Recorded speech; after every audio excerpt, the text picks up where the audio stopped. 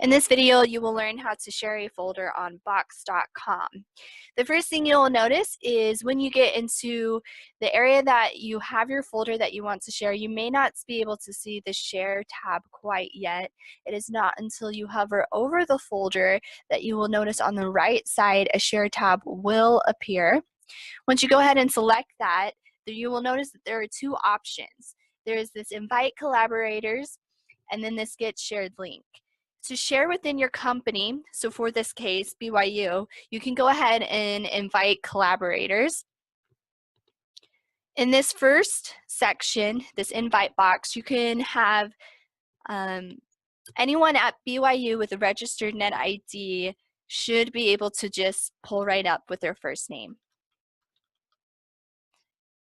In case you can't find their first name, but you happen to know their net ID, you can also just type in their net ID. And if you noticed, it pulled that up as well. So you can go ahead and select the person that you want to invite. And then the next thing you will notice is this permission box. Now this perhaps might be the most important part because this controls the permissions for who you are sharing this with. So if you do not have the right settings, the person may not be able to do very much with this folder.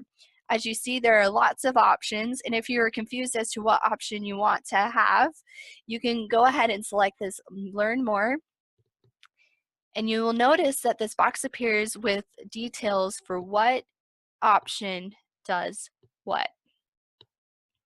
So once you go ahead and decide what you want that person to have for permissions, you can go ahead and move on to the final box, which is a personal message, and you can say, Bruce, here is the project you need to work on. And then you can go ahead and send that invite. If you want to share your folder outside of the company, this is where the second part will come into play. So you go ahead and select the Get Shared link.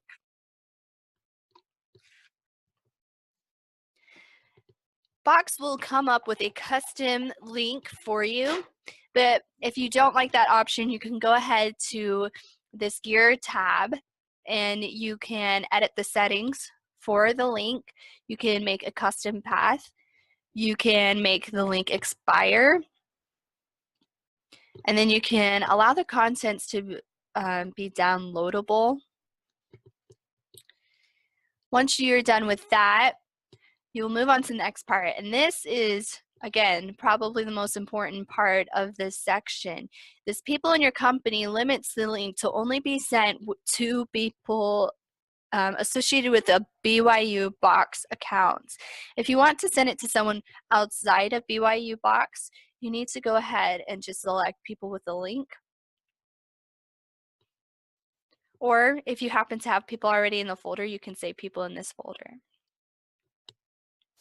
And then you can go ahead and enter the email address that you want. And then finally, you can create a custom message.